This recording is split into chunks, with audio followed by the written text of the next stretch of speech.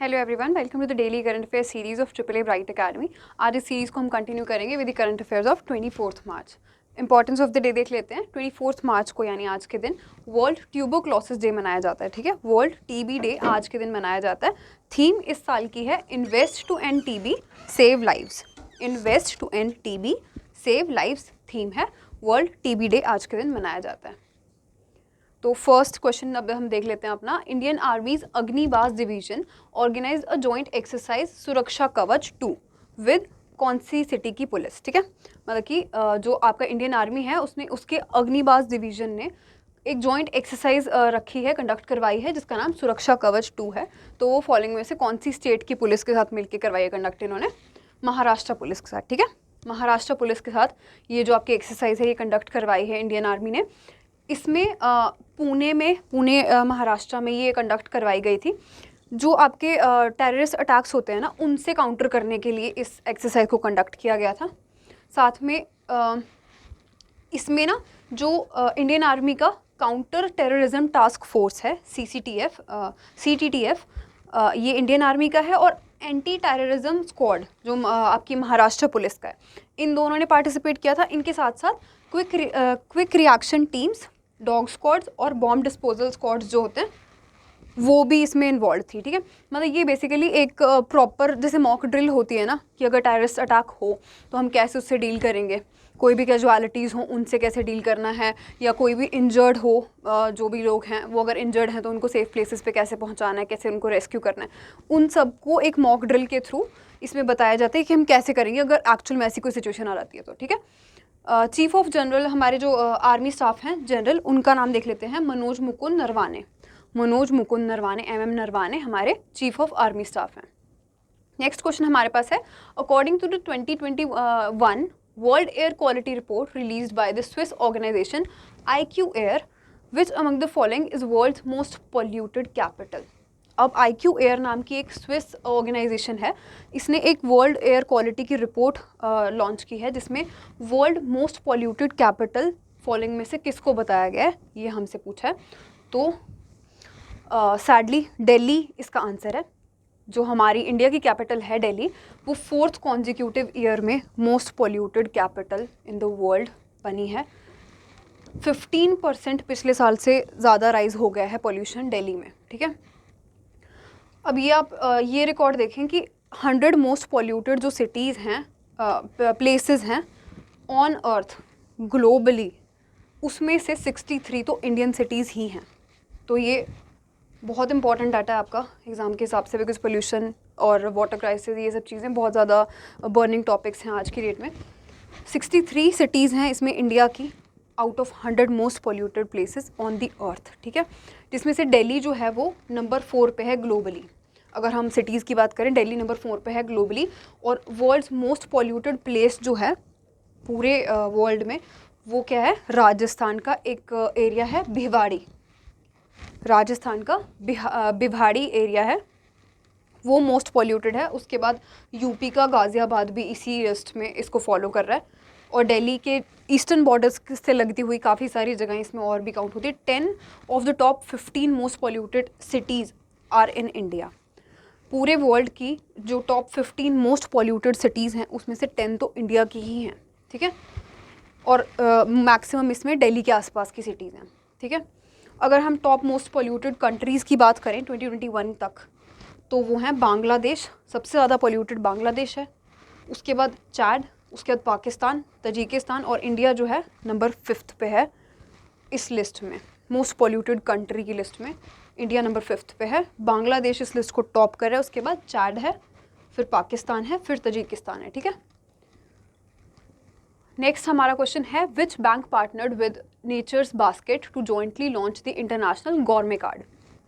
तो हमसे पूछा गया है कि कौन से बैंक ने नेचर्स बास्केट नाम की एक ऑर्गेनाइजेशन है उसके साथ मिल के एक इंटरनेशनल गौरमे कार्ड लॉन्च किया है। गौरमे उनको उस एक इंसान को बोलते हैं जो बहुत फूडी होता है, मतलब कि खाने का बहुत शौकीन होता है, उसको गौरमे बोलते हैं। तो एक ऐसा कार्ड लॉन्च किया है, फर्स्ट ऑफ इट्स काइंड है ये, international gourmet card first of its kind है जो लॉन्च हुआ है। तो ये SBI ने किया है। ठीक है, SBI ने नेचर्स बास्केट के साथ मिलके ये कार्ड लॉन्च किया है। SBI जो आपका इंडिया का second largest credit card provider है, फर्स्ट पे हमारा HDFC है, ठीक है। फर्स्ट पे HDFC है जो क्रेडिट कार्ड प्रोवाइडर है लार्जेस्ट, और सेकंड पे SBI है। इसने नेचर्स बास्केट के साथ मिलके नेचर्स बास्केट SBI कार्ड नाम का एक क्रेडिट कार्ड लॉन्च किया है, जिसका नाम है इंटरनेशनल गौरमे कार्ड लॉन्च किया है, ठीक है। नेचर्स बास्केट SBI कार्ड, ठीक है, ये इसका नाम है। जो आपका natures basket SBI card and natures basket SBI card elite, ये दो एक वेरिएंट्स हैं इसके, उनमें ये लॉन्च हुआ है। एक सिर्फ नेचर्स बास्केट SBI कार्ड और दूसरा एलीट वाला, ठीक है। ये दो इसके वेरिएंट्स हैं जो अभी लॉन्च हुए हैं, और ये फर्स्ट फोर्टनाइट ऑफ अप्रैल 2022 में, यानी कि फोर्टनाइट होता है पीरियड ऑफ 2 वीक्स, तो मिड अप्रैल में ये जो है इंट्रोड्यूस कर दिए जाएंगे, लॉन्च कर दिए जाएंगे। और SBI cards and payment services limited के जो MD CEO हैं वो हैं रमा मोहन राव अमारा। रमा मोहन राव अमारा SBI के पेमेंट सर्विसेज लिमिटेड के जो MD CEO हैं, ठीक है। और इस्टेब्लिश हुई है ये 1998 में, हेडक्वार्टर्स इसके गुरुग्राम हरियाणा में। ओके, नेक्स्ट क्वेश्चन हमारे पास है, who among the following have announced retirement from tennis at the age of 25। Following में से किसने रिटायरमेंट अनाउंस कर दी है टेनिस से एट द एज ऑफ 25, सिर्फ 25 साल की उम्र में ही? तो इसमें आंसर बनता है आपका एशले बार्टी। एशले बार्टी जो ऑस्ट्रेलियन एक टेनिस प्लेयर हैं, साथ के साथ ना ये ऑस्ट्रेलिया के लिए क्रिकेट भी प्ले कर चुकी हैं, ठीक है। क्रिकेटर और टेनिस प्लेयर हैं ये एशले बार्टी। इन्होंने at the age of 25 retirement ले ली है, और साथ के साथ इन्होंने ना 3 ग्रैंड स्लैम टाइटल्स जीते हैं, जिसमें से एक जैसे 3 टाइप के होते हैं ना कोर्ट्स, जो आपके टेनिस के कोर्ट्स होते हैं वो 3 टाइप के होते हैं, क्ले का, ग्रास का और हार्ड कोर्ट। उन तीनों में इन्होंने एक एक टाइटल जीता है। क्ले वाले में इन्होंने 2019 में फ्रेंच ओपन जीता है, ग्रास वाले में इन्होंने विंबलडन 2021 जीता है, और हार्ड कोर्ट में देखें तो मेलबर्न पार्क में ऑस्ट्रेलियन ओपन जीता है 2022 में, ठीक है। तो ये 3 इन्होंने टाइटल्स जीते हैं, उसके बाद इन्होंने रिटायरमेंट ले ली है अपने इस टेनिस के सारे करियर से।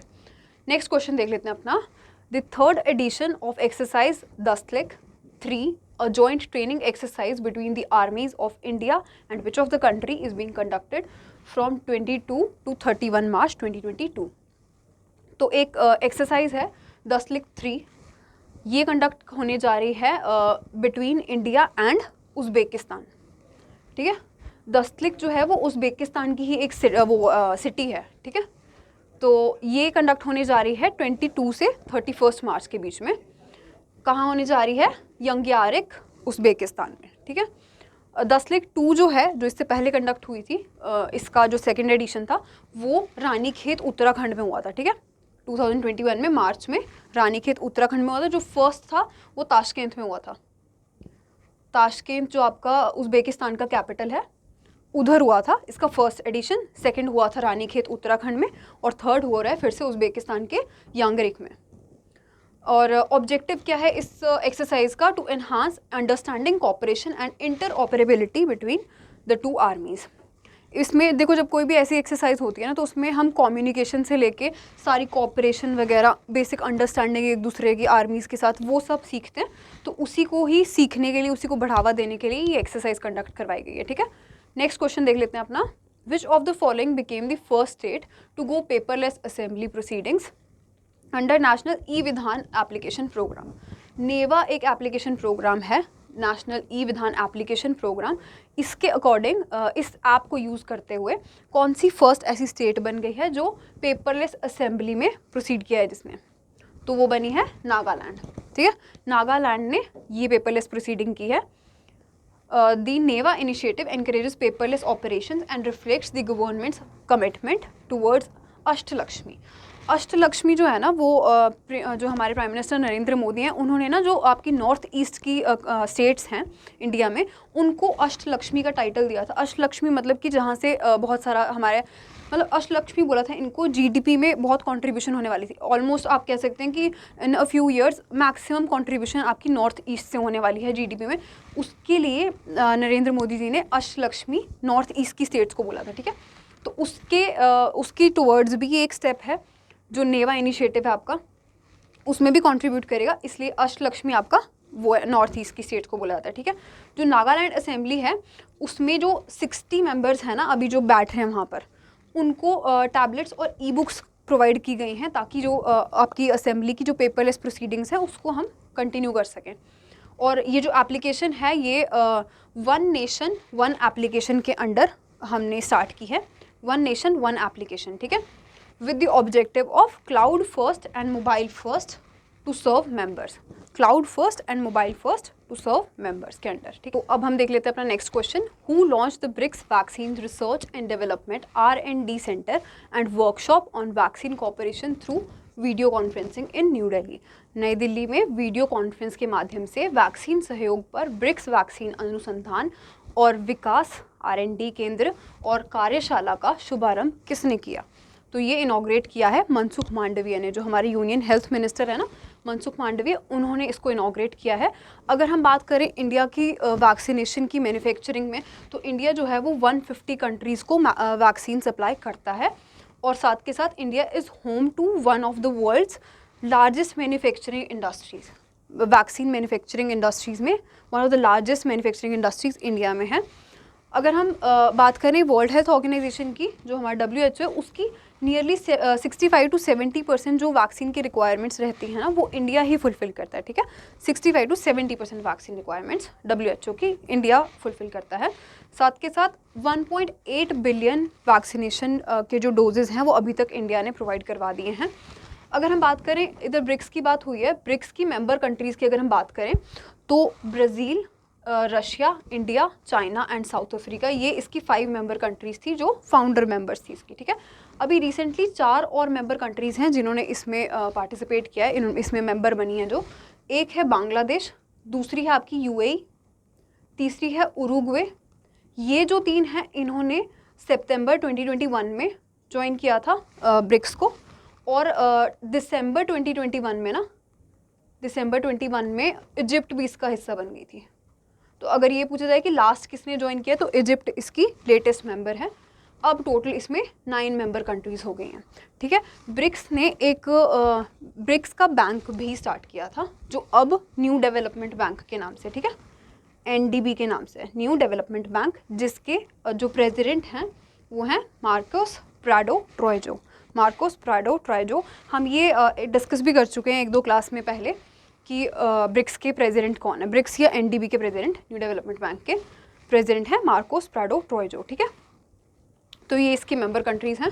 ये बहुत इंपॉर्टेंट इसलिए है क्योंकि अभी रिसेंट इसमें एडिशंस हुई हैं इन 4 कंट्रीज़ की, ठीक है। नेक्स्ट देख लेते हैं, who has won the sports star of the year award male at 2022 sports star aces award. तो स्पोर्ट्स स्टार एसेस अवार्ड्स में sports star of the year award male category में फॉलोइंग में से किसने जीता है? वो जीता है नीरज चोपड़ा ने, ठीक है, जो आपके जो टोक्यो ओलंपिक्स थे उनमें इन्होंने गोल्ड जीता था जेवलिन थ्रो में। तो इनको मिला है ये sports star of the year award male में, ठीक है। और फीमेल में देखें तो मीराबाई चानू को मिला है, मीराबाई चानू को मिला है, जो वेट लिफ्टिंग में जिन्होंने सिल्वर जीता था सेम टोक्यो ओलंपिक्स में, ठीक है। ये बीजिंग में हुए थे आपके समर ओलंपिक्स, इसमें अवार्ड जीता था इन्होंने, तो इनको मिल गया है। अब इसमें ना स्पोर्ट्स स्टार जो एसेस अवार्ड्स हैं, इसमें और भी कुछ मेन कैटेगरीज थी जो हम नेक्स्ट स्लाइड में देख लेते हैं। लवलीना बोरगोहेन जो हैं उनको sports women of the year award मिला है इंडिविजुअल स्पोर्ट्स कैटेगरी के अंडर, बॉक्सिंग से ये एसोसिएटेड है, ठीक है। Lovlina Borgohain sports women of the year individual sports में। अवनी लेखरा जो हैं वो पैराथलीट हैं, पैराथलीट मतलब जो नॉर्मल नहीं होते ना, लाइक जिनकी कुछ बॉडी पार्ट्स नॉर्मल नहीं होते, वो होते हैं पैराथलीट्स। तो उनकी अलग से गेम्स कंडक्ट करवाई जाती हैं, तो उनको राइफल शूटिंग में पैराथलीट ऑफ द ईयर का अवार्ड मिला है अवनी लेखरा को। और फॉर्मर इंडियन हॉकी टीम के जो कैप्टन थे अजीत पाल सिंह, उनको आपका लाइफ टाइम अचीवमेंट अवार्ड मिला है। ये मैंने सिर्फ वो अवार्ड्स लिए हैं जो आपके मोस्ट इंपॉर्टेंट बनते हैं, ठीक है, सारे अवार्ड्स नहीं हैं। ये लाइफ टाइम अचीवमेंट अवार्ड मिला है इंडियन हॉकी टीम के जो कैप्टन रह चुके हैं अजीत पाल सिंह, उनको। National team of the year इसमें दिया गया है इंडियन मेंस हॉकी टीम को, ठीक है, इंडियन मेंस हॉकी टीम को। पैराथलीट ऑफ द ईयर मेल में सुमित अंतिल को मिला है, जो पैरालंपियन है, जेवलिन थ्रो इनकी गेम है। पैराथलीट ऑफ द ईयर फीमेल में मिला है अवनी लेखरा को, हम डिस्कस कर चुके हैं, शूटिंग से एसोसिएटेड हैं। स्पोर्ट्समैन ऑफ द ईयर का अवार्ड क्रिकेट में मिला है R अश्विन को, और sports women of the year cricket में मिला है मिथाली राज को, ठीक है। नेक्स्ट हमारे पास है sportsman of the year individual sports में रवि दहिया को मिला है, जो रेसलिंग से एसोसिएटेड हैं। और sports women of the year racket sports में मिला है पीवी सिंधु को। ये कुछ या तो आपके जो स्पोर्ट्स पर्सन हैं वो बहुत इंपॉर्टेंट हैं, या जो इनकी गेम्स हैं या जो इनको अवार्ड्स मिले हैं वो बहुत इंपॉर्टेंट है। मैंने इसमें सिर्फ वही लिए हैं, ठीक है। तो पीवी सिंधु को मिला है बैडमिंटन के लिए। एक स्पेशल रिकॉग्निशन अवार्ड मिला है प्रमोद भगत को और आरिफ मोहम्मद खान को। प्रमोद भगत आपके बैडमिंटन पैराथलीट हैं और आरिफ मोहम्मद खान जो है वो अल्पाइन स्कीयर हैं। अब एक और चीज़ में हम डिस्कस कर लेते हैं आरिफ मोहम्मद खान के लिए। ये अकेले इंडियन थे जिन्होंने जो आपका चाइना में विंटर ओलंपिक्स हुए थे ना अभी बीजिंग में, उसमें ये अकेले पार्टिसिपेंट थे इंडिया से, यही फ्लैग बियरर थे वहाँ पर। आरिफ मोहम्मद खान काफ़ी फेमस भी थे उस टाइम। ये अल्पाइन स्कीइंग है इनकी जो गेम है, तो स्कीइंग से एसोसिएटेड है आरिफ मोहम्मद खान। आरिफ मोहम्मद खान केरला के गवर्नर का भी नाम है, ठीक है, पर ये वो नहीं है, ये अलग है। कोच ऑफ द ईयर का अवार्ड मिला है विजय शर्मा को वेट लिफ्टिंग के लिए। ये कुछ इंपॉर्टेंट स्पोर्ट्स स्टार आपके एस अवार्ड थे। नेक्स्ट हमारे पास क्वेश्चन है which bank has invested ₹10 crore to acquire 7.84% stake in open network for digital commerce. ONDC यानी कि open network for digital commerce में 7.84% का स्टेक या शेयर लेने के लिए किस बैंक ने 10 करोड़ रुपीज़ इन्वेस्ट किए? तो ये की हैं SBI ने। SBI के साथ साथ ना ये कोटक महिंद्रा और एक्सिस ने भी किए हैं, ठीक है। कोटक महिंद्रा और एक्सिस बैंक ने भी किए हैं, अभी वो ऑप्शन में नहीं था इसलिए हमने SBI इसका आंसर लिया है। लेटेस्ट SBI ने किए हैं, बट कोटक महिंद्रा और एक्सिस बैंक ने भी 10 करोड़ किए हैं। 10 करोड़ मतलब ईच किए हैं इन्होंने भी invest to acquire 7.84% same amount of share in ONDC, ठीक है। SBI जो है वो आपका सेकेंड पब्लिक सेक्टर बैंक बन गया है to buy ONDC। Public sector bank के हिसाब से जो हैं PNB फर्स्ट है जिसने इसमें इन्वेस्ट किया और सेकंड पे है SBI। ओके, नेक्स्ट क्वेश्चन हमारे इतने थे। अब इंपॉर्टेंट पॉइंटर्स देख लेते हैं आज के। Former Indian international cricket player Suresh Raina was awarded with sports icon award at the Maldives sports awards 2022 by government of Maldives. अब गवर्नमेंट ऑफ मालदीव्स ने एक मालदीव स्पोर्ट्स अवार्ड 2022 ऑर्गेनाइज करवाए थे, जिसमें सुरेश रैना जो इंडियन प्लेयर हैं, इंडियन क्रिकेटर हैं, उनको स्पोर्ट्स आइकन का अवार्ड दिया गया है, ठीक है। जब भी कोई आउटसाइड आवर कंट्री अगर कोई भी ऐसा अवार्ड मिलता है हमारे किसी इंडियन प्लेयर को या किसी जैसे मोदी जी को मिलता है, तो वो भी आपके एग्जाम पॉइंट ऑफ व्यू से बहुत इंपॉर्टेंट बन जाता है। तो ये जो अवार्ड मालदीव्स ने दिया है स्पोर्ट्स आइकन का सुरेश रैना को, ये भी बहुत इंपॉर्टेंट है, ठीक है। नेक्स्ट हमारे पास न्यूज़ है Serdar Berdimuhamedov becomes new president of Turkmenistan. Turkmenistan के नए प्रेसिडेंट बन गए हैं सरदार बर्दी मोहम्मदोव। कैपिटल क्या है तुर्कमेनिस्तान की? अशगबत, और करेंसी है मनात। नेक्स्ट हमारे पास न्यूज़ है Rajesh Gopinathan reappointed as MD CEO ऑफ TCS for 5 years। Rajesh Gopinathan जो थे वो पहले भी MD CEO थे TCS के, आपके टाटा कंसल्टेंसी सर्विसेज के। अब उनको वापस रीअपॉइंट कर दिया गया है 5 year के पीरियड के लिए, ठीक है। एक और रीअपॉइंटमेंट हुई है इसमें N गणपति सुब्रमण्यम की, जो पहले भी चीफ ऑपरेटिंग ऑफिसर थे, COO not CEO, COO chief operating officer and executive director थे ये पहले भी TCS के। इनको भी वापस रीअपॉइंट कर लिया गया है as the CEO and executive director, ठीक है। नेक्स्ट हमारे पास न्यूज़ है Dalai Lama and archbishop Desmond Tutu authored children's book the little book of joy. The little book of joy जो कि दलाई लामा और आर्क बिशप डेसमंड टूटू, ये south Africa से थे। अब इनकी डेथ हो चुकी है, दिसंबर में इनकी डेथ हुई है। तो ये ना मतलब सोशल एक्टिविस्ट थे जो बेसिकली आपका जो रेसिज्म होता है ना उसके अगेंस्ट काम करते थे, रेसिज्म के अगेंस्ट ही वहाँ पर काम करते थे साउथ अफ्रीका में। तो ये बहुत फेमस पर्सनालिटी थे साउथ अफ्रीका के, जिनकी अभी दिसंबर में डेथ हो गई थी। तो दलाई लामा ने और इन्होंने मिलके एक बुक लॉन्च की है जिसका नाम है the little book of Joy. मतलब ये पहले लिख चुके होंगे इस बुक को, अब ये लॉन्च हो गई है ये वाली बुक। इससे पहले भी इन दोनों ने मिलके, दलाई लामा ने और आर्क बिशप डेसमंड टूटू ने पहले भी एक बुक लॉन्च की थी जो बहुत फेमस हुई थी, the book of Joy lasting happiness in a changing world. Lasting happiness in a changing world, the book of Joy नाम की इन्होंने पहले भी एक बुक लिखी थी जो बहुत ज़्यादा फेमस भी थी, बेस्ट सेलर बनी थी उस टाइम पर, और नियरली उसकी 1 मिलियन कॉपीज़ हुई थी, मतलब सोल्ड हुई थी। एंड उसको ट्रांसलेट भी मोर देन 40 लैंग्वेजेस में किया गया था, 40 लैंग्वेजेस से ज़्यादा में उसको ट्रांसलेट भी किया गया था, ठीक है। तो ये आज की कुछ न्यूज़ थी। अब अगर इसमें आपको कोई भी डाउट लग रहा है, कोई भी आपको प्रॉब्लम लग रही है, तो आप कमेंट सेक्शन में पूछ सकते हैं। अब मैं आपसे मिलूंगी कल नेक्स्ट अपने 25 मार्च के करंट अफेयर्स के साथ। Thank you.